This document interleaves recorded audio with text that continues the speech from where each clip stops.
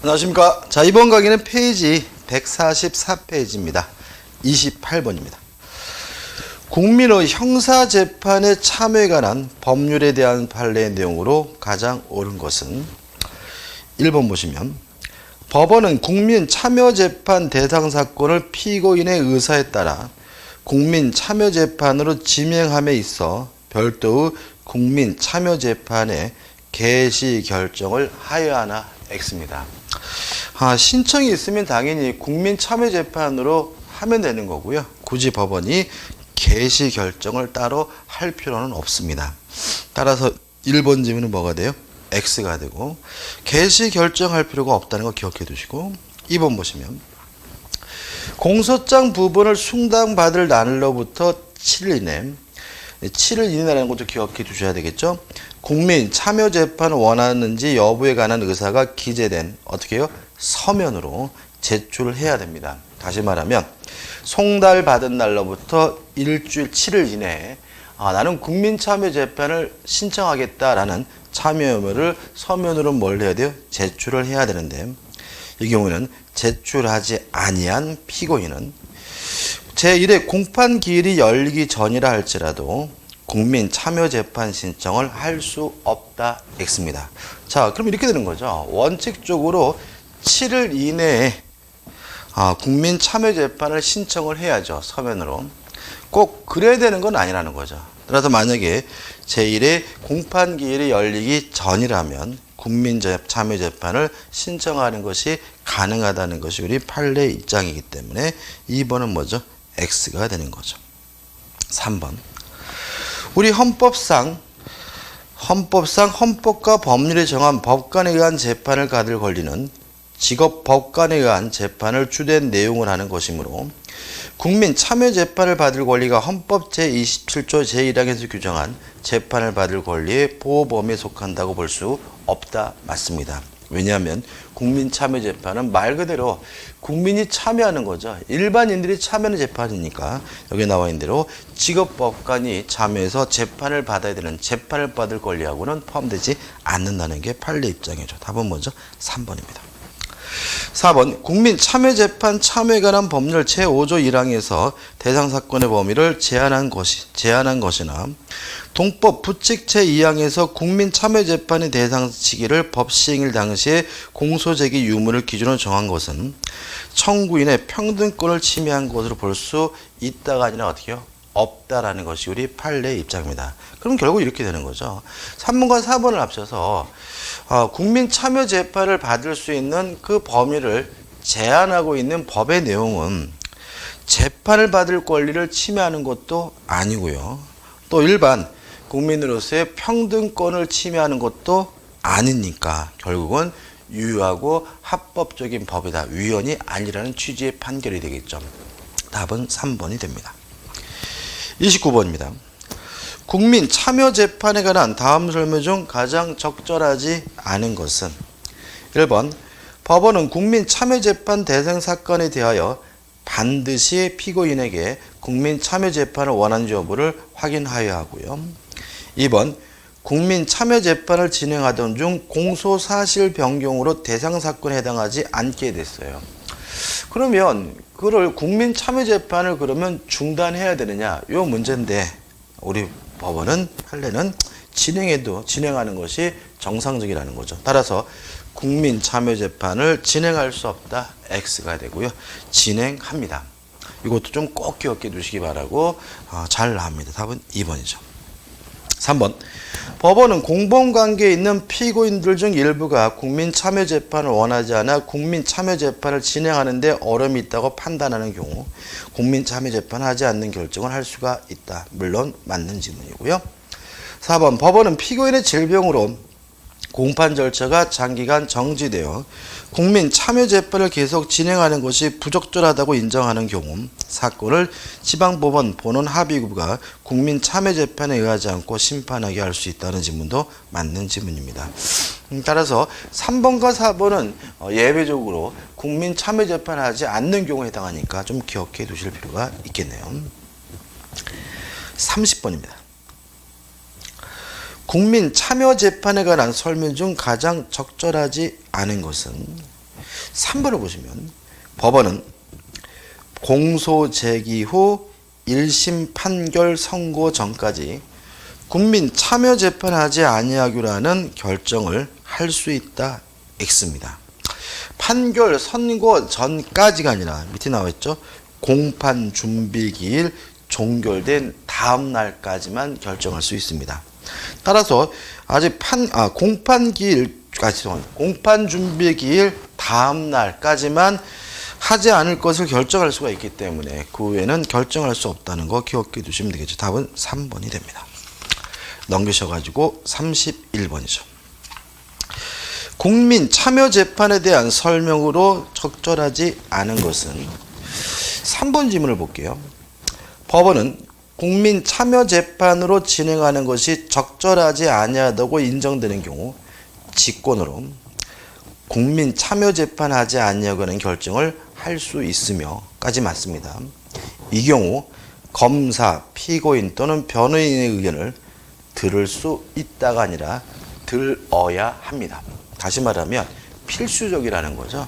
따라서 국민 참여 재판을 진행하는 것이 적절하지 않다면 진행하지 않겠다라고 결정하는 것 가능하지만 반드시 검사, 변호인 또는 피고인의 의견을 들어야 하기 때문에 들을 수 있다는 취지 지문은 뭐가 되죠? X가 되고 답은 3번이 되는 거죠. 32번입니다. 국민 참여 재판에 관한 다음 설명 중 틀린 것은 1번 배심원은 국민 참여 재판하는 사건에 관하여 사실의 인정, 법령의 적용 및 형의 양증에 관한 의견을 제시할 권한이 있습니다. 따라서 배심원은 결정하는 것이 아니라 의견을 뭐하게 되죠? 제시하게 됨을 주의하시기 바라고 2번 배심원의 판결과 의견은 법원을 기속하지 않습니다. 따라서 만약에 배심원의 판결이 유죄다라고 결정했더라도 그의 유죄 결정은 결국은 뭐예요? 의견을 제시하는 것에 불과하기 때문에 법원은 유죄 판결과 달리 무죄로 판결하는 것도 가능하고요. 3번 국민 참여 재판에는 간이 공판 절차에 관한 규정이 적용되지 않을 것이고요. 5번 배심원은 법원의 증거 능력에 관한 심리에 관여할 수 있다. X입니다. 증거 능력에 관한 심리에는 관여할 수 없다는 거 좀 기억해 두시기 바랍니다. 법에서 명문으로 규정하고 있죠. 다시 말하면 제시된 증거에 따라서 유죄인지 무죄인지 형량 여부를 결정하는 것이고 그 증거가 증거 능력이 있는지 없는지에 대해서는 참여하지 못하고 법원이 결정한 문제라는 얘기죠. 답은 4번이네요. 33번입니다. 적절하지 않는 것을 찾는데 답은 2번이죠. 공소장 부분을 송달받은 날로부터 며칠이죠? 7일 이내에 국민 참여 재판을 신청할지에 대해서 서면으로 제출해야 되기 때문에 14일 이내 X고 답은 2번이 되는 거죠. 34번 문제입니다. 국민 참여 재판에 관한 다 설명 중 가장 적절하지 않은 것은 1번 반복적이죠. 7일 이내에 서면으로 제출해야 된다는 말이 나와 있고요. 2번 법원은 피고인이 국민 참여 재판을 신청하더라도 공소 제기 후부터 언제까지죠? 공판 준비 기일 종결 다음 날까지 국민 참여 재판하지 아니하고는 배제 결정을 할 수 있고 피고인은 이 결정에 대해서 즉시 항고할 수 있다 이렇게 나와 있죠. 그럼 여기서 우리가 생각해 볼 것은 배제 결정은 해야 되죠. 그렇지만 실시 결정 굳이 할 필요가 없고요. 따라서 실제 결정에 대해서는 뭐 할 수 없어요? 항고할 수가 없는 거죠. 이해되시죠? 그 다음에 배제 결정을 하게 되면 피고는 뭐 할 수 있어요? 즉시 항고할 수가 있다는 거 기억해 두시고 그다음에 이러한 실시하지 않겠다, 배제하겠다라는 배제 결정은 언제까지 해야 되느냐? 공소 제기 후 공판 준비 기일 다음 날까지 한다는 것도 꼭 기억해 두시고요. 그래서 이번 지문은 지문으로 만들 내용이 많으니까 꼭 확실하게 기억해 둬야 될 지문이네요. 3번 한번 보시고 4번 직업법관으로 구성된 재판원은 분은 배심원의 판결 결과와 다른 판결을 선고할 수 있고 맞죠? 배심원은 의견을 제시할 뿐이니까요. 이 경우에는 판결 선고 시에 피고인에게 그 이유를 설명하여야 하고요. 판결서에 그 이유를 기재하여야 합니다. 따라서 그 이유를 기재하여야 하는 것은 아니다라는 질문은 뭐가 돼요? X가 되는 거죠. 꼭 기억해 두셔야 될 내용이죠. 넘기셔가지고 35번이죠. 국민 참여재판에 대한 설명을 옳지 않은 것은, 자 2번을 보시면 제1심 법원이 국민 참여재판 대상 사건임을 간과하여 피고인의 의사를 확인하지 않고 통상의 공판 절차 재판을 진행하였다면 위법한 거죠. 근데 문제는 항소심에서 피고인이 국민 참여 재판을 원하지 않는다고 하면서 절차적 위반을 문제 삼지 아니하는 의사를 명백히 표시하였다면 1심 재판의 그 위법성이 치유가 됩니다. 따라서 그 하자는 치유되지 않으며 X죠. 그 하자는 치유가 되고 제1심 공판 전체는 절차 전체는 위법한 것이 아니라 뭐죠? 적법한 것으로 전환되게 됨을 주의하시기 바랍니다. 답은 뭐죠? 2번이 되는 거죠. 36번입니다. 국민의 형사재판 참여에 관한 법률에 관한 판례의 법률에 따른 국민재판에 대한 설명으로 가장 적절한 것은 1번. 아까 했죠? 법원의 공소사실의 일부 철회 또는 변경으로 인하여 대상 사건에 해당하지 아니하게 될 경우에도 계속 진행을 해야 되니까 국민 참여 재판에 의하지 아니하고 심판하여야 한다. X가 되는 거죠. 2번. 재판장은 피고인이 국민 참여 재판을 원하는 의사를 표시한 경우에 이런 공판 준비기를 지정하여야 하며까지 맞는데 배심원은 이 공판 준비 기일에 참여할 수 있다가 아니라 어떻게 해요? 없다겠죠. 그죠? 배심원은 참여할 수 없습니다. 3번. 재판장은 배심원의 판결 결과와 다른 판결을 선고하는 때에는 그 일을 피고인에게 고지하고 또 판결서에 기재해야 되는 거니까 고지하면 충분하고 판결서에 기재할 필요는 없다. X가 되죠. 옳은 것은 뭐죠? 4번입니다. 아까 했던 질문인데 헌법상 헌법과 법률이 정한 법관에 의한 재판을 받을 권리는 직업법관에 의한 재판으로 주된 내용을 하는 것으로서 국민 참여 재판을 받을 권리가 헌법 제27조 제1항에서 규정한 재판을 받을 권리의 보호 범위에 속한다고 볼 수가 없습니다. 따라서 국민 참여 재판의 범위를 제한하는 것은 재판받을 권리를 침해하는 것은 아니다. 이게 헌법재판소의 입장이죠. 답은 4번입니다. 넘기셔가지고 37번이죠. 국민의 형사재판의 참여에 대한 설명을 옳지 않은 것은 1번. 법원은 반복적이죠? 보시고 2번입니다. 한번 보면 될 것 같은데요. 2번. 국민 참여재판 당시 사건의 피고인이 국민 참여재판을 신청하였으나 법원이 이에 대한 배제 결정하지 않은 채 통상의 공판 절차를 진행하더라도 위법하다 할 수 없으므로 X죠. 위법합니다. 위 통상의 공판 절차에 이루어진 소송행위는 원칙적으로 유효한 것이 아니라 뭐죠? 무효죠. 다만 항소심 절차에서 뭐라고요? 참여 재판을 원하지도 않고 또 1심 재판에 대해서 위법한 부분을 문제를 삼지 않겠다라는 피고의 의사를 명백히 표시했다면 그 하자가 뭐가 될 수 있어요? 치유될 수는 있죠. 그렇지만 이 자체는 일단 위법한 것이고 소송 절차는 무효이기 때문에 2번이 뭐죠? X가 되고 답이 되네요. 자, 우측에 이제 챕터 2에서 증거가 나오죠. 자, 우리가 지금 대부분 공부하시는 시험이 경찰관 시험이기 때문에 이 증거 부분은 시험 문제 반드시 나올 수밖에 없고 또 쟁점도 많고 확실하게 내 거로 정리해야 될 부분이고요. 우리 문제집이 계속 말씀드리지만 두께는 굉장히 얇지만 나올 만한 부분은 다 포함하고 있기 때문에 교재에 나와 있는 내용에 대해서 정확하게 숙지하신다면 문제 푸는 데는 특히 어려움이 없을 것으로 보이거든요. 자, 1번부터 보시면 엄격한 증명의 대상이 아닌 것은 모두 몇 개인가? 일단 니은, 디귿, 리을은 엄격한 증명의 대상이 돼요. 기억만 자유로운 증명이죠. 몰수나 추징의 대상 여부 및 추징액에 대해서는 엄격한 증명이 아니라 자유로운 증명이기 때문에 한 개에서 2번이 답이고요. 하단의 박스로 엄격한 증명의 대상이 되는 경우와 자유로운 증명으로 충분한 경우와 그 다음에 입증할 필요가 없는 것, 불요증 사실까지 정리해놨으니까 박스 보시고 꼭 내 거로 어떻게 해요? 숙제하신다면 문제 푸는데 어려움이 없습니다. 넘길게요. 2번입니다. 대법원은 공판 준비 또는 공판 기일에서 이미 증언을 마친 증인을 검사가 소환한 후 피고인에게 유리한 증언 내용을 추궁하여 이를 일방적으로 번복시키는 방식으로 작성한 진술조서예요. 그러면 이 진술조서에 문제가 있죠. 그럼 계속 보자고요. 피고인이 증거를 할 수 있음에도 동의하지 않는 한 그 증거 능력이 부정된다고 판시하고 있다. 이 판례의 이론적 근거와 거리가 먼 것은 3번 자유심증주의죠.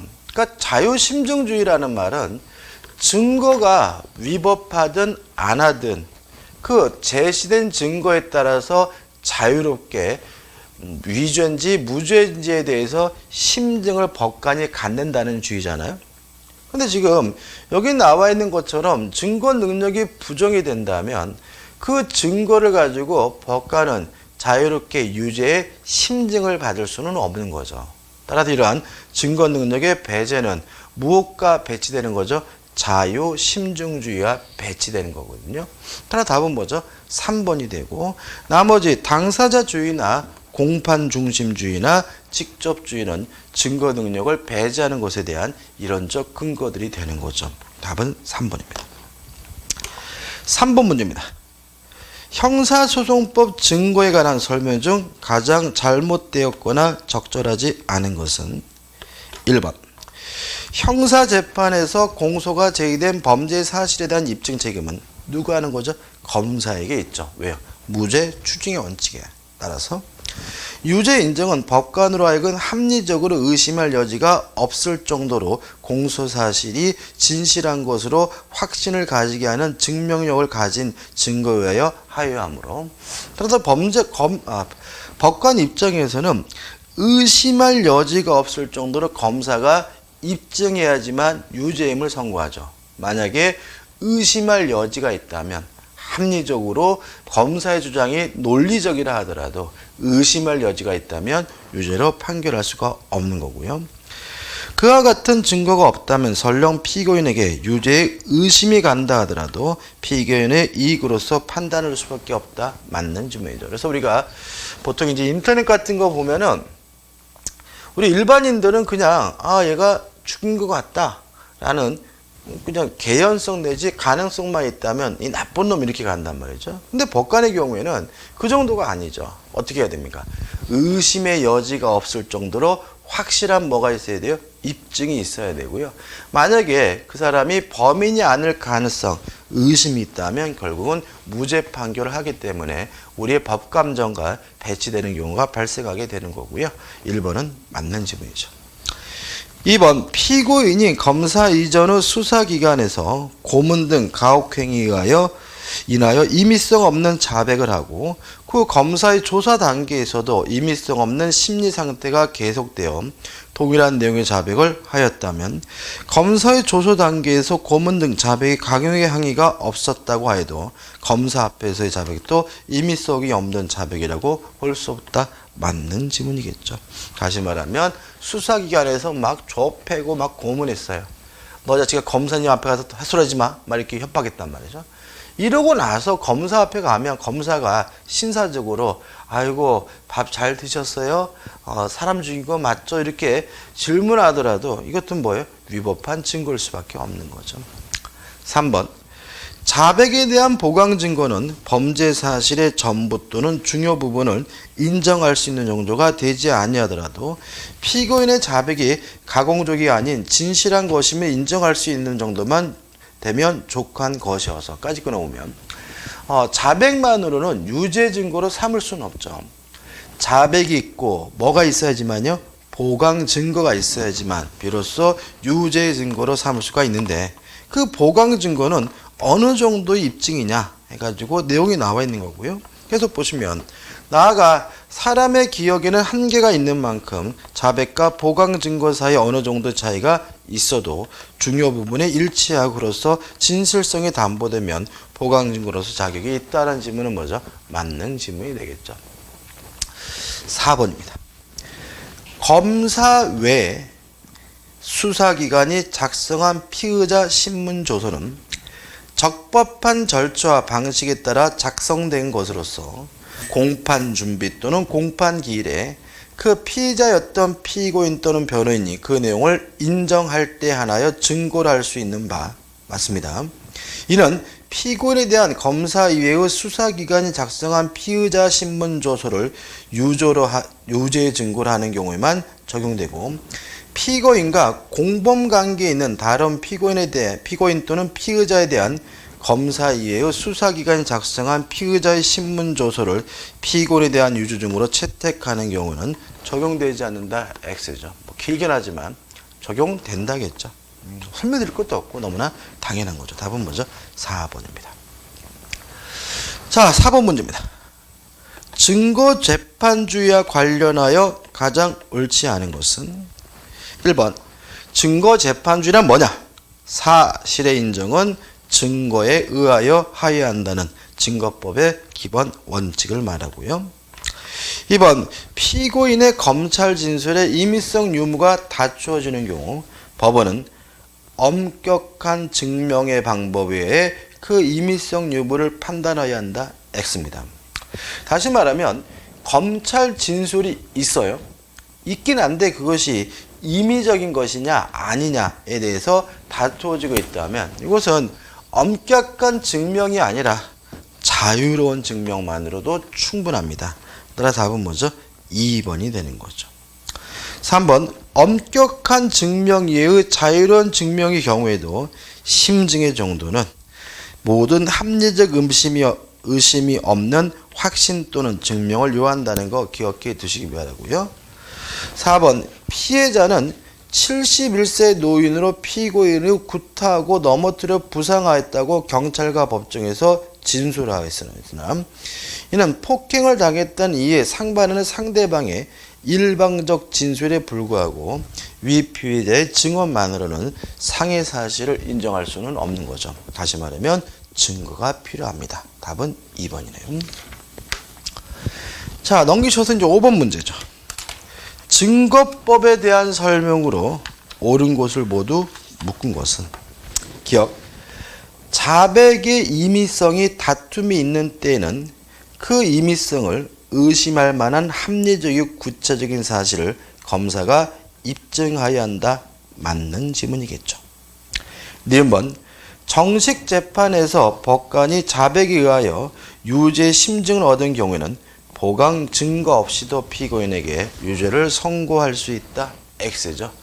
자백만으로는 자백을 유일한 증거로 해서는 처벌할 수가 없습니다. 디귿번 공판 기일의 소송 절차로서 공판 조서에 기재된 것과 법관의 자유 판단이 배제되고 그 조서만으로서 증명된다. 맞는 지문이 되고요. 법에 기준되어 있고요. 1번 공동 피고인의 자백은 이에 대한 피고인의 반대 신문권이 보장되어 있으므로 독립한 증거 능력이 있다. 이것도 어떻게 해요? 맞는 지문이네요. 답은 3번이 됩니다. 자, 6번 문제입니다.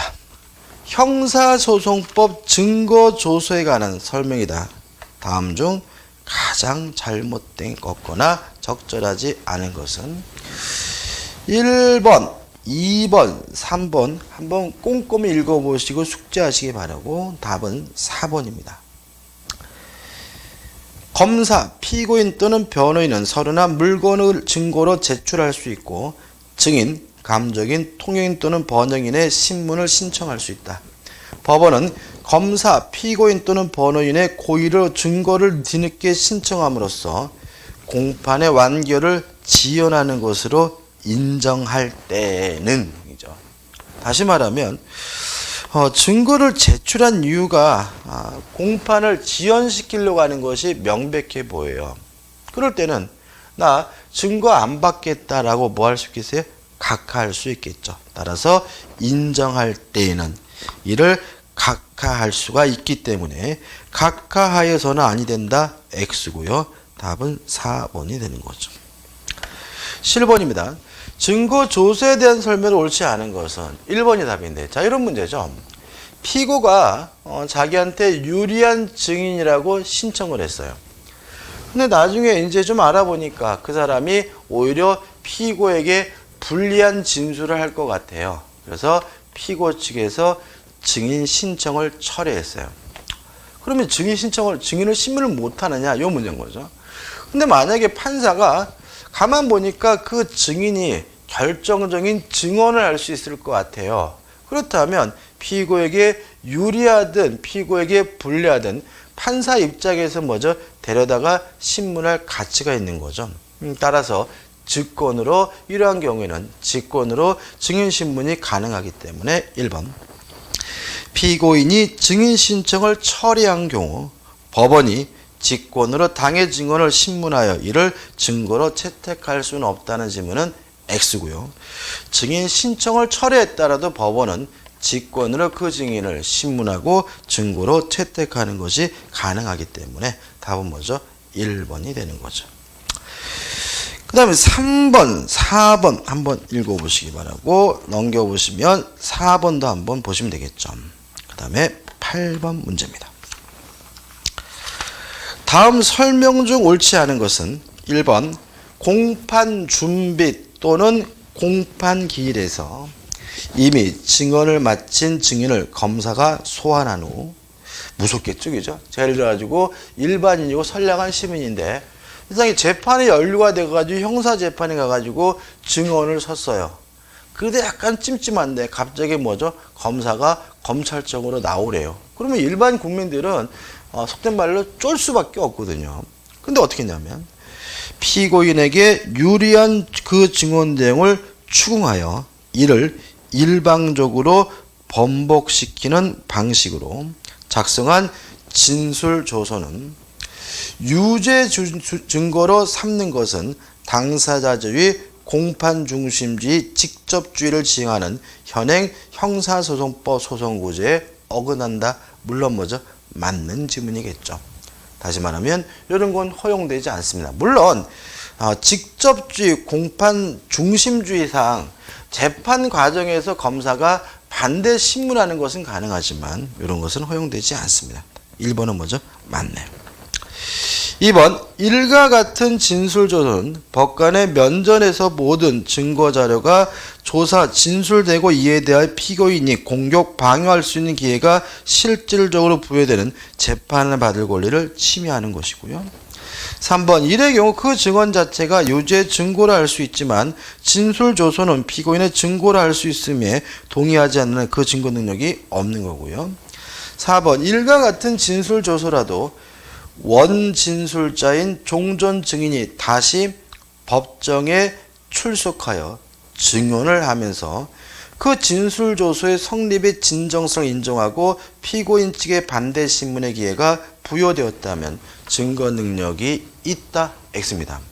만약 이러한 것이 증거 능력이 인정이 된다면 이런 불법 위법이 횡행하겠죠. 그죠? 다시 말하면 지금 그 사람이 사람을 안 죽였습니다라고 증언한 사람을 나중에 검찰에 출두시킨 다음에 정말 당신 확실해? 당신 이상한 거 아니야? 해가지고 예, 죽인 것 같습니다라고 번복을 시킨 후에 이 사람을 법정에 다시 세워가지고 이제 뭐 어떻게 검사가 지켜보는 앞에서 예, 죽인 게 맞습니다 라고 하더라도 그것은 유죄 증거로 삼을 수는 없는 겁니다. 따라서 4번은 뭐가 돼요? X고 결론은 증거 능력이 있다가 아니라 없다가 돼야 됩니다. 답은 4번이죠. 9번입니다. 다음 설명 중 옳은 것은 몇 개인가? 일단 다우라요, 그죠? 다우르니까 한번 꼼꼼히 좀 보시면 될 것 같고요. 특별히 설명드릴 게 없고 니은번 같은 경우 좀 조심할 것이 한번 보시면 외국의 권한 있는 수사기관이 작성한 수사보고서 및 피고인이 그 과정에서 작성하여 제출한 진술서는 증거로 사용할 수가 있어요. 다만 피고인이 그 내용을 부인한다면 증거로 뭐 할 수 없어요? 사용할 수가 없다는 거 좀 기억해 두시 바라고 뒤에서도 문제가 나오고 있습니다. 여기까지 하고요. 다음 강의 때 이어서 158페이지 들어가도록 하겠습니다. 감사합니다.